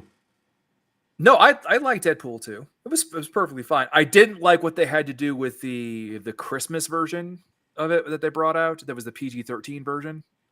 Do you remember that when I he did? never seen the PG-13 version. It's really bad. It's Okay. really bad. I mean, just for the Invisible Man gag, which was perfect. It was great. How they sold this movie because of Brad Pitt, and to know the backstory behind how they sold this movie, especially after Ryan Reynolds and Tim Miller, who was the director of the first one, clashed over a lot of the like nuances of the movie. Yeah. And how after Tim Miller kind of left the project and it was basically dead in the water, and Ryan Reynolds went into the fucking studio heads and said, well, we've got Brad Pitt playing a role here. We can do this. And they said, oh shit, we've got Brad Pitt. We can sell this movie. Having him with 3 frames. Yes. It's so great. Well, and also a lot of I love so many, I'm a huge fan of comic books. So them actually giving spotlights to all the actual other like real C-list characters, and then just having them all just die. It was just like, this is fucking great.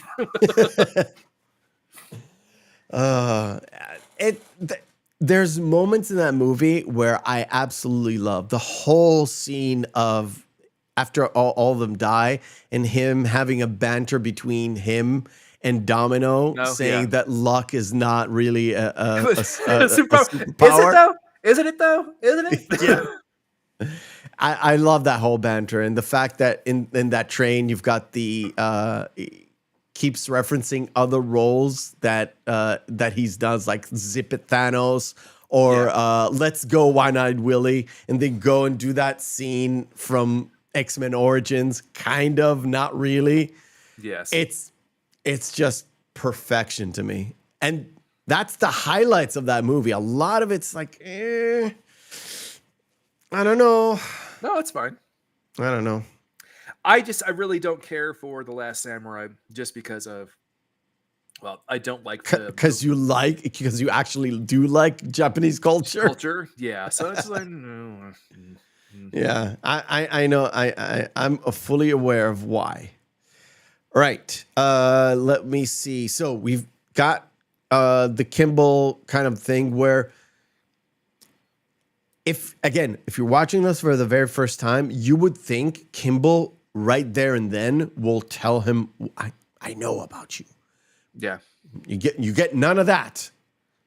And you leave that conversation with them kind of perplexed. It's like, how can he not know? He literally got like evidence that he's the only guy.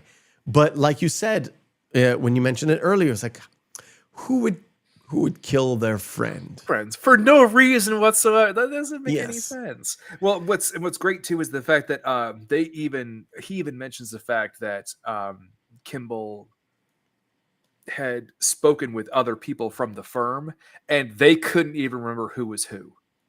Again, that just general ambiguity of just well-dressed yuppie white dude. That's their entire office. So everyone's just, I don't know who was there, who wasn't. And he was speaking to, I think it was Marcus, where he said, no, I think I saw him in London. And then it was like, no, but I was mistaken when he was talking about Paul. Yeah.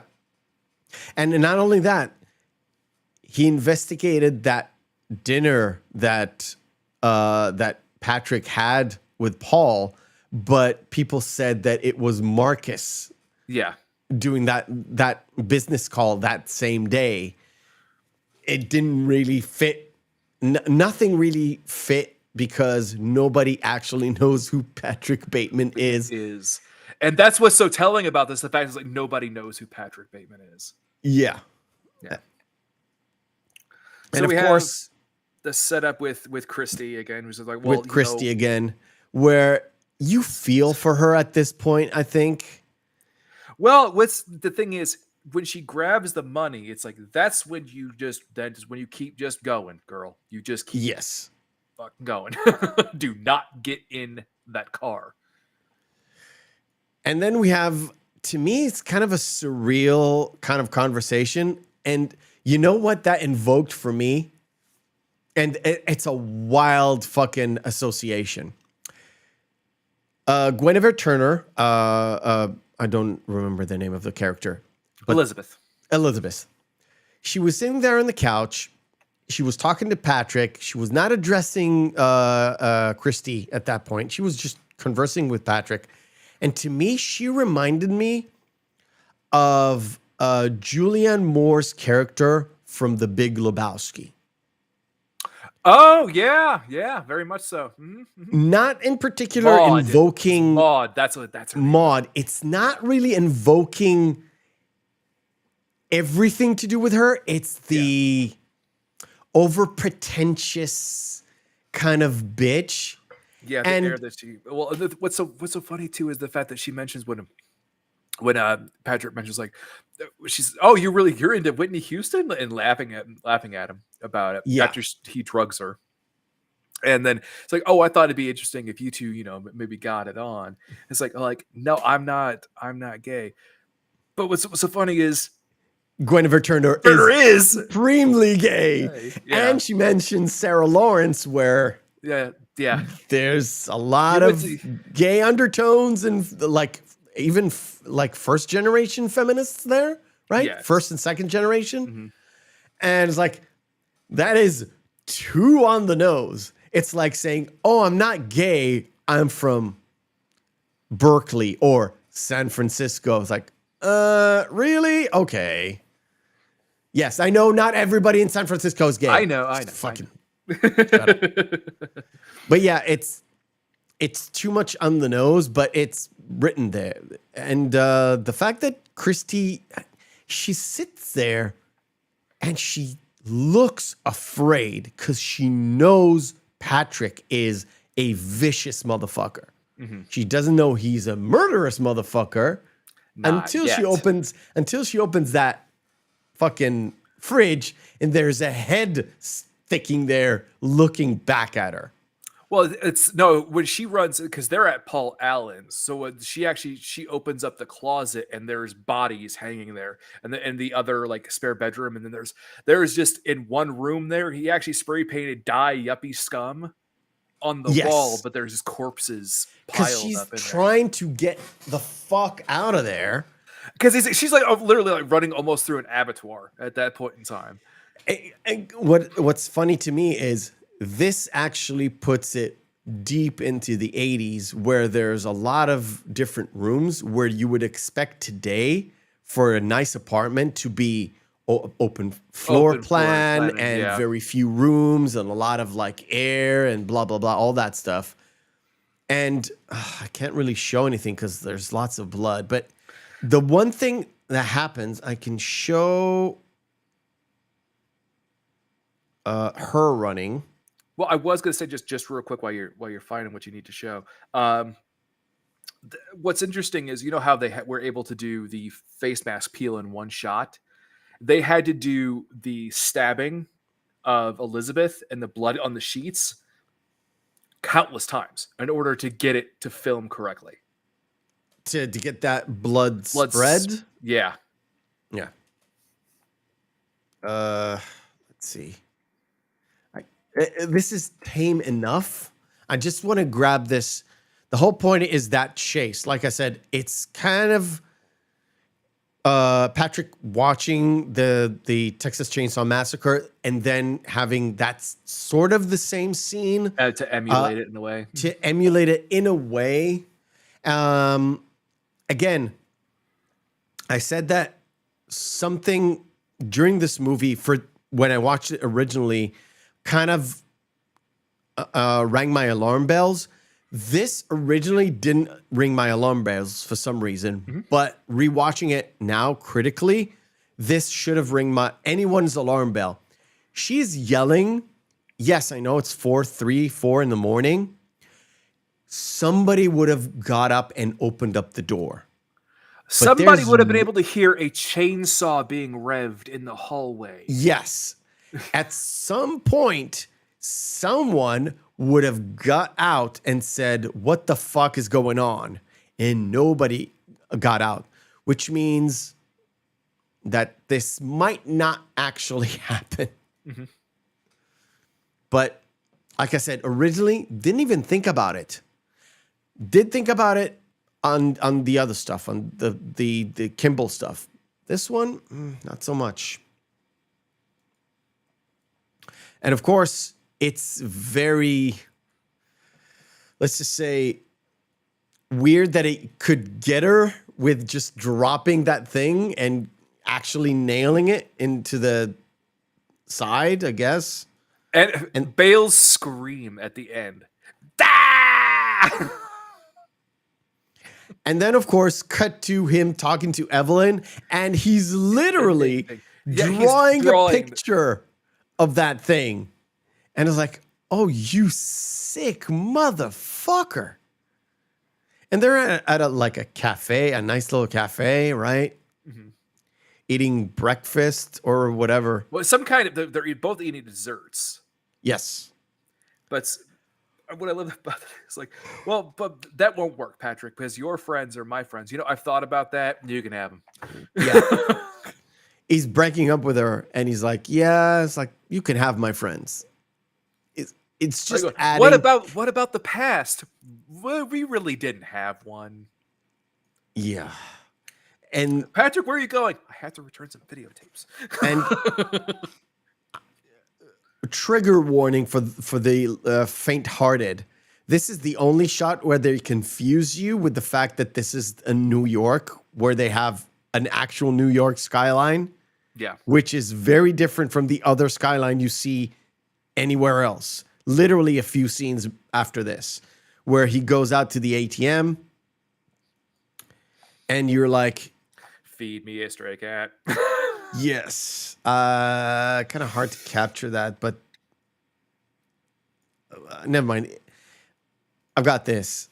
The ATM will, and then the start of the killing spree there with this laser, like, what are you doing? Stop that. He just turns around, just shoots her in the face. Yes. Oh, sorry, shoots her in the chest. She's another person. And when he starts the shooting in the, like the cat, trying to kill the cat, you got, okay, he literally killed the dog, smashed his fucking face in. You know he can kill that cat. Yeah. But he gets caught. From where did he get that gun? We don't know. It's just, it appeared out of nowhere. And then he gets chased by the cops. Yeah. And he kills one, and then he explodes the other two cars. And I was like, wait. And did you see what he even goes? Yes. I wanted to bring this up because it reminded me so much of another film that had a scene that was very much like this. Saving Private Ryan with Tom Hanks at the end. Yes, when the tank blows up, and suddenly the tank explodes. It just goes. Yeah. And like I said, on my original watch, that whole spree up to talking to the lawyer was like, there's something really off with this. I don't know what it is. It comes through at the end, but I just, why is he shooting everybody? Why, after everything kind of exploded with the cops, why is nobody chasing him? Yeah, and also like when he goes to there's a helicopter on the outside of the building, but it doesn't seem like they're specifically targeting him. Well, and also the way that he would, and the way that he picks and chooses who he murders as well, because the one person that he walks, like that one doorman, is like, "Don't forget to sign." He just shoots him right ahead. And the second guy, he just takes out a pen and signs in. And so he's in his office and he makes the call. And yes, and I just at the end of that one, because he says the back line is like, "I just had to kill a whole lot of people." Yeah. It's like, and again, I know I've got to get Spencer Price and Kills on because I'm sure I've shown you the video that they did that was an homage to American Psycho, because he actually has the lyric in there. "I don't think I'm going to get away with it this time." You haven't yet. I will. I'll send you it. Yeah, You haven't yet. because I guess But I'm a pretty sick guy. Yeah. And of course, he wakes up in the morning, and for some odd reason, he thinks, now I'm going to wear gloves and a mask and be careful, yet I'm not wearing anything that as soon as I start moving fucking bodies here, I'm going to get splattered all over the place. Yeah. And he goes into the apartment, and this is where kind of the narrative shifts on you, because basically it's the end of the movie. We need to wrap up, and we need to explain how this could be in his mind, or definitely is in his mind. He goes up to Paul Allen. Or is it the fact that his father is so wealthy that they just paid it all off? Because even when the conversation with the realtor who was there, he was like, "Oh, so did you see the ad in the Times?" It's like, "Yeah, yeah. I mean, yeah." I was like, "There was no ad in the Times. I think it's better if you leave and if you never come back." Yeah, which I thought was like, oh, she is in on like hiding the bodies or something, and you don't really know. This movie keeps you on your toes, and when you end it, it's like, what the fuck did I just watch? Is he or isn't he? And yeah, look, we'll get to the second point. The second point is well, he has the conversation with Gene, Yeah. where he has the breakdown, and I still love Bale's performance in that scene because he's so manic, and then at the end he turns back in to Patrick trying to remain control. It's like, stop sounding so fucking sad. And Gene discovers his notebook with all of it's just the notes, and it's like there's notes of appointments and stuff, and then it literally starts to go erratic, and she is horrified, but she doesn't do anything because she's already set up to being she loves him. That kind of reminds me, there's a lot of these women out there who write these serial killers that are sitting in prison, and they are completely infatuated with these people, right? And there's no explanation, right? And I don't know how they explain that to themselves. Like, dude, if you bring this guy into your house, you're fucking getting murdered, and maybe even worse. But yeah, when he goes to this is it the same bar? No, it's Harry's. Yeah, it's the same. It's bar. Harry's. He goes out to the lawyer he just spoke to or left a message to last night, and he's confessing. And the guy says, "Well, I just talked to Paul Allen in London not 10 days ago." And what's so great about that too is he is confusing Patrick with someone else as well. And he goes, "Well, there's only one problem with your joke. A spineless worm like Patrick Bateman wouldn't do anything like that." Yes. And that kind of hits both Patrick and the audience with like, what the fuck? And when you say Oliver Stone said it wanted to do like a Jekyll and Hyde thing. Yeah. That wouldn't fit with this ending where it's deliberately trying to be ambiguous right up until the end and keeping it sort of an open-ended thing where you don't know if he's done it or not. Even if he is spineless, right? And he couldn't kill Lewis in that bathroom. Maybe like his rich dad, like you said, knows he has these thoughts, knows he might have killed somebody, but he's too spineless to actually admit it, so he makes everything disappear. Yeah. And then, of course, he is completely perplexed. Yet well, he's at that point in time, he's utterly broken. Because he's looking around and he's seeing all of the sharks swimming around him, and his rant at the end is like, "My pain is sharp and constant," and At the end, the final line is, "This confession has meant nothing." Yep. Yep, exactly. And I have this shot here. I've set it up. It's the last note I've taken. The door.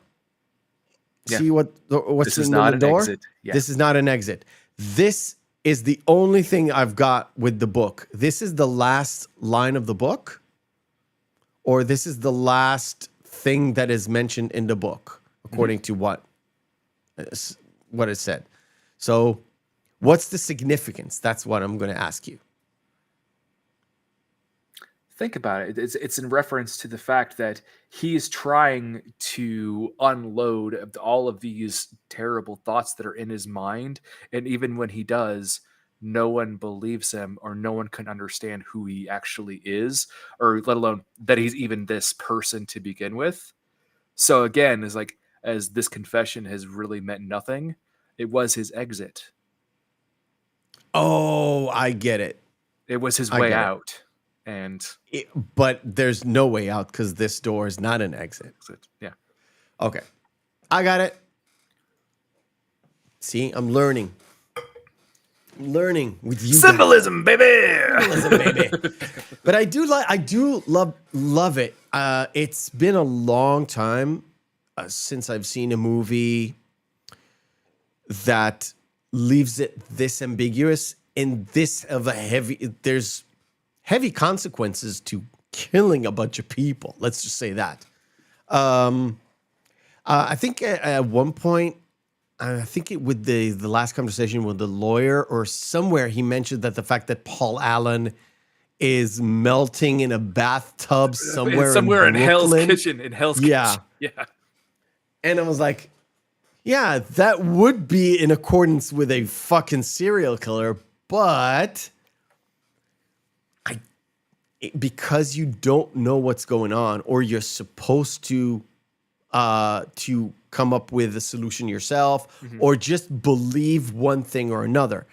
I believe it's all in his mind. Like I'm pretty convinced that yes, he is that spineless guy nobody pays attention to. He is a face in a crowd. Nothing. By the way, all of his friends are the same. They're all a face in a crowd. There's no hierarchy who's better, and the only thing that differentiates them is those fucking business cards that really, if you look at it, have no difference whatsoever.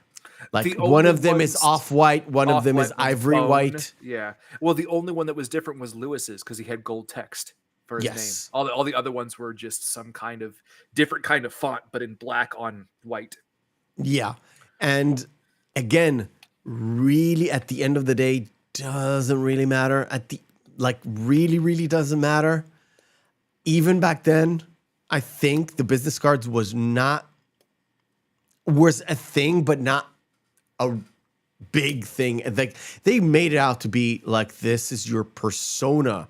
Yeah. Or something. That's your calling card. Not only your business card, that's your calling card. That's your like crest, your family crest or something. And it's really a throwaway thing. And like I said, I believe all those murders are all in his mind. It's all a big fantasy. That's why when the killings happen, they're so nonchalant. Except for the one where he chases Christy out the door. All the other ones were very nonchalant. He stabs the guy in the alley nonchalant. He kills Paul Allen nonchalantly because he does that little dance. Everything is sort of... Well, his complete murder spree that just at the end of the film... That just happened for no reason and very elaborate kind of thing. And it's just too much to be real. Like I said, maybe some of it is real and some of it is not. But I love the fact that you picked up on the ambiguity, because if you noticed too, that Rules of Attraction ended with a very abrupt, ambiguous ending. Yep. And that if we ever get to watching Less Than Zero, you'll see there's kind of a little bit of that. But that's also why Bret Easton Ellis actually hates of his film, the adaptations of his work, Less Than Zero the most, because they tried to make it an actual closed-ended film. That's why he really hates it, because there's not supposed to be an ending. It's supposed to be it's slice supposed of to life. be American Psycho. Yeah. Yeah, it's supposed to be just a take of these people's lives at the time, or a portrayal of several different individuals. Really, the interesting thing is American Psycho is really the only work that he wrote that was really about one main character. The rest are about an ensemble cast. Yeah. Another note I have, we haven't really discussed it. According to Mary Harron, most of the dialogue is word for word from the book. And yes. In an interview I've seen with her, she said that around, so the movie is around 90% of the book. So what you get from the book is about 90% in the movie, with certain changes that they done with time issues, budget issues, and some things wouldn't fit in terms of how you portray them cinematically.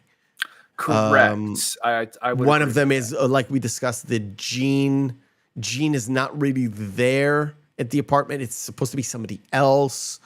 All that stuff, and they dealt with it in a different way. But most of the dialogue is literally word for word, or at least that's what she said. A lot of it is, and I think too what they had to make it a lot more concise, because if they were to go on the actual diatribes that Patrick goes on, specifically about, again, no, she means when she I mean, says I know. I don't mean Patrick Bateman's kind of inner monologue describing his apartment for like 3 pages. Yes. No, I know. But I thought, well, referring back to what you were saying, a lot of it's the 99% of the dialogue is directly from, or just an adaptation of what is in the novel. There might be, factual changes, terminology, things of that nature. But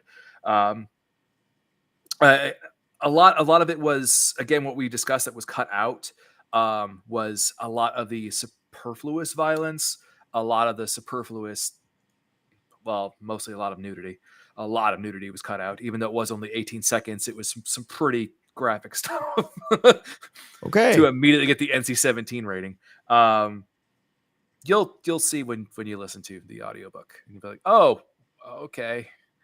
Am I gonna get like Game of Thrones type shit, or no? The sex in Game of Thrones, not the murder stuff. A little bit. Okay, a little bit. It's gonna be fun. All right, that kind of brings us to the end of the show. I actually don't remember which one do we have next week. Is it 7 next week? I believe 7 is no.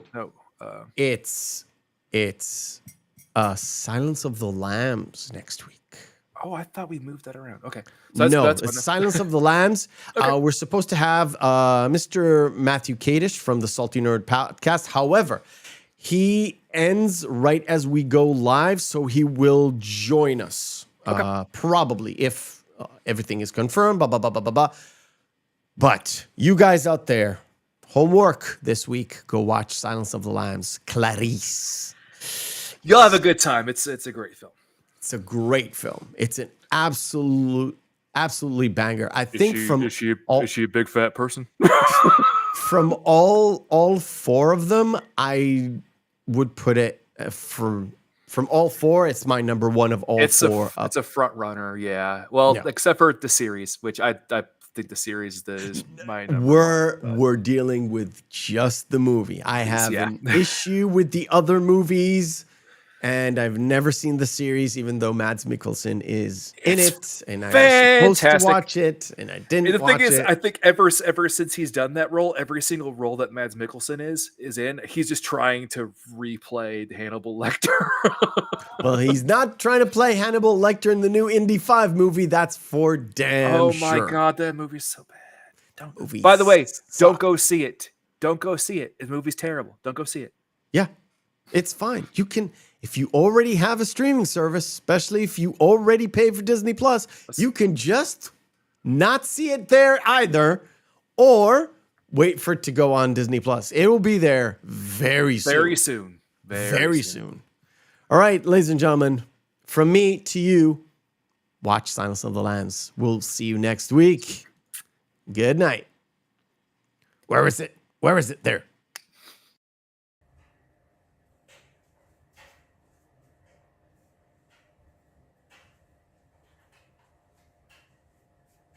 You're still here? It's over.